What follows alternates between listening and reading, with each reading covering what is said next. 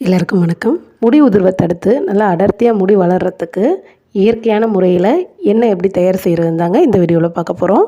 முடி கொட்டுற பிரச்சனை இப்போ இருக்கிற நிறைய பேத்துக்கு இருக்குது. இந்த எண்ணெயை நம்ம ரெகுலராக ஒரு மாதம் தேய்ச்சிட்டு வந்தோம் அப்படின்னா முடி உதிர்வை தடுக்கிறது மட்டும் இல்லாமல் உதிர்ந்த முடியெல்லாம் நமக்கு நல்லாவே அடர்த்தியாக வளர்ந்து வரும். இப்போ இந்த எண்ணெய் எப்படி தயார் செய்கிறதுன்னு பார்க்கலாம். 1/2 லிட்டர் அளவுக்கு தான் இந்த எண்ணெய் நம்ம காய்ச்ச போகிறோம். அதுக்கு 2 டீஸ்பூன் அளவுக்கு வெந்தயம் எடுத்திருக்கேன். அடுத்து 4 செம்பருத்தி பூ எடுத்திருக்கேன். அதை கீழே இருக்கிற காம்பை எடுத்துகிட்டு மேலே இருக்கிற அந்த மகரந்தத்தையும் எடுத்து தனியாக வச்சுக்கலாம். செம்பருத்தி மட்டும்தான் சேர்க்கணும். அதெல்லாம் நம்ம தூக்கி போட்டுடலாம். ஒரு கைப்பிடி அளவுக்கு செம்பருத்தி இலைகள் எடுத்துருக்கேன். அதை நம்ம மேலே இருக்கிற அந்த லேசான காம்போட ஆஞ்சி எடுத்துக்கலாம். உள்ளே குச்சி மாதிரி காம்பு இருந்துச்சு அப்படின்னா அதை நம்ம சேர்க்க வேண்டாம். இப்போ இந்த மாதிரி குச்சாக இருக்கிற பகுதியெல்லாம் தனியாக எடுத்து வச்சிடலாம். அது நமக்கு தேவையில்லை. இந்த மாதிரியே எல்லா செம்பருத்தி இலைகளையும் நம்ம எடுத்து வச்சுக்கலாம். எல்லாம் சேர்த்து ஒரு கைப்பிடி அளவுக்கு நம்ம எடுத்துக்கணும். அடுத்து கருவேப்பிலையும் ஒரு கைப்பிடி அளவுக்கு எடுத்துக்கலாம். இதையும் அந்த குச்சி மாதிரி இருக்கிறத நம்ம சேர்க்க வேண்டாம். இந்த மாதிரி காம்பாக எல்லாத்தையுமே ஆஞ்சி எடுத்து வச்சுக்கலாம். இதுவும் ஒரு கைப்பிடி அளவுக்கு எடுத்துக்கலாம். ஒரு கைப்பிடி அப்படிங்கிறது ஒரு கணக்குக்காக நம்ம சொல்கிறது. இதை கொஞ்சம் கூட குறைய கூட நம்ம சேர்த்துக்கலாம், ஒன்றும் ஆகாது.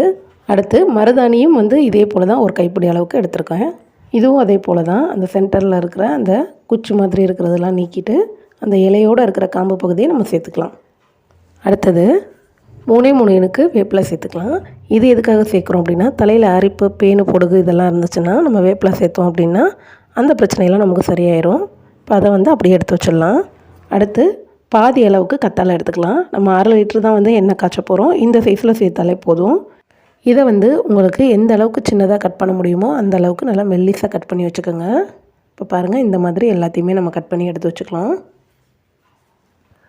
அடுத்ததான் 5 நெல்லிக்காய் எடுத்திருக்கேன். இதை இந்த மாதிரி உரல் இருந்துச்சு அப்படின்னா அதில் நல்லா நைஸாக தட்டி எடுத்து வச்சுக்கோங்க. இல்லைன்னா அம்மி இருந்துச்சுன்னா கூட அம்மியில் கூட தட்டிக்கலாம். இந்த மாதிரி கொட்டையோடையே நம்ம சேர்த்து தட்டிக்கலாம், ஒன்றும் பிரச்சனை இல்லை. இதே மாதிரியே நம்ம எடுத்து வச்சுருந்து எல்லா நெல்லிக்காயையும் தட்டி எடுத்து வச்சுக்கலாம். இது எல்லாத்தையுமே ஒரு தட்டில் எடுத்து வச்சுக்கலாம். அடுத்தது வெந்தயம் எடுத்து வச்சுருந்தோம் இல்லையா, அதை இந்த மாதிரி உரலில் நல்லா 1-2 தட்டி எடுத்து வச்சுக்கலாம். அப்போ தான் நம்ம எண்ணெய் காய்ச்சும் போது அந்த வெந்தயத்தில் இருக்கிற சத்தெல்லாம் நமக்கு முழுமையாக கிடைக்கும். சும்மா 1-2 தட்டினா போதும். இப்போ இந்த மாதிரி தட்டினதுக்கப்புறமா இதையும் ஒரு பாத்திரத்தில் தனியாக எடுத்து வச்சுக்கலாம்.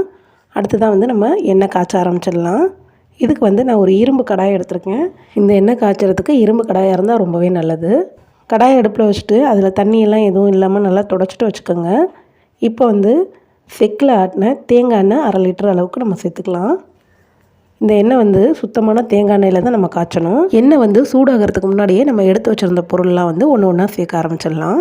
எண்ணெயை நல்லா காய விட்டுட்டு இலைகளை போட்டோம் அப்படின்னா நமக்கு சீக்கிரத்துலேயே டக்குன்னு அந்த இலைகள்லாம் கருகி போயிடும். அப்போ இதில் இருக்கிற சத்துக்கள்லாம் அந்த எண்ணெயில் நமக்கு முழுமையாக இறங்கி வராது. அதனால தான் எண்ணெய் காயறதுக்கு முன்னாடியே நம்ம இலைகள்லாம் சேர்க்கணும். இன்னொரு முக்கியமான விஷயம், நம்ம எடுத்து வச்சுருந்த எல்லா இலைகளையுமே நம்ம கழுவிட்டு தான் சேர்க்கணும். அதில் சின்ன சின்ன பூச்சிகள்லாம் இருக்கிறதுக்கும் வாய்ப்பு இருக்குது. அதனால கழுவிட்டு சேர்க்குறது ரொம்ப நல்லது. கழுவிட்டு சேர்க்குறதுனால அந்த இலைகளெல்லாம் தண்ணி இருக்கும். நம்ம எண்ணெய் சூடானதுக்கப்புறம் அந்த இலைகளை சேர்த்தோம் அப்படின்னா அதில் இருக்க தண்ணியெல்லாம் அந்த எண்ணெயில் பட்டு நமக்கு தெறிக்கிறதுக்கும் வாய்ப்பு இருக்குது. அதனால் எண்ணெய் காயறதுக்கு முன்னாடி நம்ம இலைகள் சேர்க்குறது ரொம்ப நல்லது. இப்போ நம்ம எடுத்து வச்சுருந்த பொருட்களை எல்லாமே சேர்த்ததுக்கப்புறமா அடுப்பை ஹை ஃப்ளேமில் வச்சுக்கோங்க. கரண்டியால் அப்பப்போ கலந்து விட்டுக்கோங்க. கலந்து விடாமல் இருந்தீங்க அப்படின்னா அந்த ஓரத்துலலாம் நமக்கு கருகி போயிடும் சீக்கிரத்தில். எல்லா சைடும் நமக்கு ஒரே மாதிரி வெந்து வராது. அதனால் அப்பப்போ நல்லா கலந்து விட்டுக்கோங்க பக்கத்துலேயே நின்று. நான் சின்ன பிள்ளையாக இருக்கும்போது எங்கள் பாட்டி இந்த மாதிரி பொருட்கள்லாம் நல்லா காய வச்சு பொடி பண்ணி அதுக்கப்புறமா தேங்காய் எண்ணெயில் காய்ச்சி எனக்கு தேய்ச்சி விடுவாங்க. எப்படியும் 1 வாரம் ஆயிரும் அந்த எண்ணெய் நமக்கு தயார் செய்கிறதுக்கு. ஆனால் இது அப்படி கிடையாது. நம்ம ஒரு 15 நிமிஷத்தில் இந்த எண்ணெயை நம்ம காய்ச்சி எடுத்துடலாம். எனக்கு முடி பார்த்திங்கன்னா ரொம்ப நீளமாலாம் இருக்காது, நார்மலாக தான் இருக்கும். ஆனால் நல்லா அடர்த்தியாக இருக்கும், கருகருன்னு இருக்கும். எல்லாருமே கேட்பாங்க, ஓ முடி மட்டும் எப்படி இவ்வளோ கருகருன்னு இருக்குன்னு. கல்யாணத்துக்கு அப்புறம் இந்த எண்ணெயெல்லாம் நான் தேய்க்கிறதே இல்லை. இப்போ எப்படி இருக்குன்னா முடியெல்லாம் கொஞ்சம் கலர் மாறிக்கிட்டு வருது, செம்பட்டு தட்டின மாதிரி ஆகிட்டுருக்கு. முடியும் நிறையா கொட்டுச்சு. இதுக்கு மேலே கொட்டினா சரியாக இருக்காது. நானாக விசாரித்து இந்த எண்ணெய் காய்ச்ச ஆரம்பித்தேன்.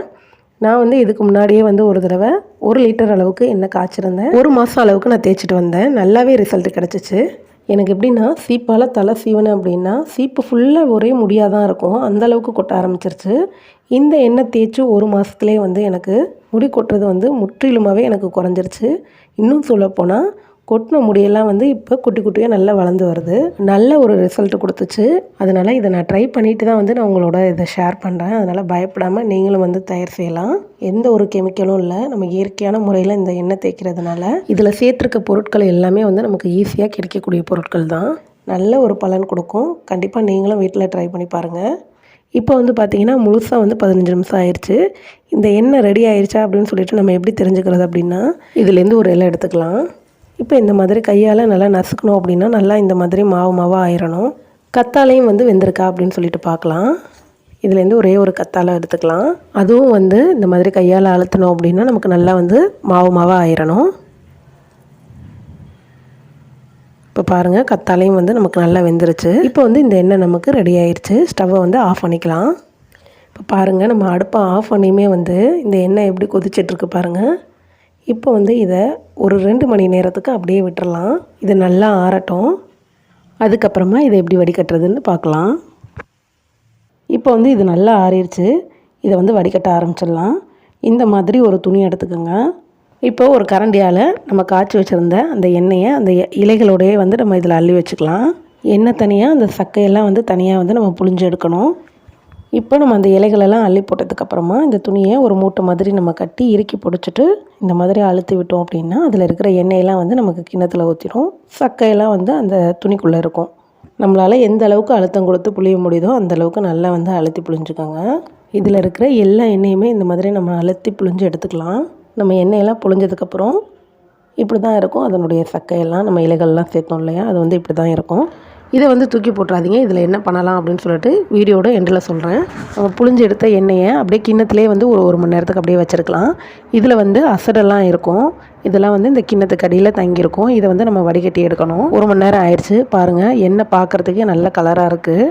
இப்போ இதை வந்து ஒரு டப்பாவில் வடிகட்டி எடுத்து வச்சுக்கலாம். டீ வடிகட்டி இருக்கு இல்லையா, அதிலே வந்து நம்ம வடிகட்டிக்கலாம். இப்போ எண்ணெய் வாங்கினேன் அதே டப்பாலேயே நான் டேரெக்டாக வந்து வடிகட்டி அந்த எண்ணெயை அதில் ஊற்றி வச்சுக்க போகிறேன். பார்த்தீங்கன்னா தெரியும் அந்த வடிகட்டியில் எவ்வளோ அசடு இருக்குது பாருங்கள். இப்போ இதை மூடி போட்டு நல்லா டைட்டாக மூடிக்கலாம். அவ்வளோதாங்க. முடி உதிர்வை தடுத்து முடியை நல்லா அடர்த்தியாக வளர்கிறதுக்கு இயற்கையான முறையில் வீட்டிலேயே எப்படி எண்ணெய் தயார் செய்கிறது அப்படின்னு சொல்லிட்டு இந்த வீடியோவில் நம்ம பார்த்தாச்சு. நம்ம புளிஞ்ச சக்கையெல்லாம் வந்து தூக்கி போட்டுறாதீங்கன்னு சொன்னேன் இல்லையா, அதை வந்து நல்லா காய வச்சு மிக்சியில் நல்லா நைஸாக வந்து பொடி பண்ணி வச்சுட்டு தலைக்கு குளிக்கும்போது நம்ம இதை அப்ளை பண்ணிவிட்டு குளிக்கலாம். அவ்வளோதாங்க. இந்த வீடியோ உங்களுக்கு பிடிச்சிருந்துச்சு அப்படின்னா லைக் பண்ணி ஷேர் பண்ணுங்கள். இது வரைக்கும் நம்ம சேனலை சப்ஸ்கிரைப் பண்ணாமல் இருந்தீங்கன்னா மறக்காமல் சப்ஸ்கிரைப் பண்ணிக்கோங்க. இது போல் இன்னும் நிறைய வீடியோ பார்க்குறதுக்கு இணைந்திருங்கள். உங்கள் வளர்நிலாவுடன். நன்றி, வணக்கம்.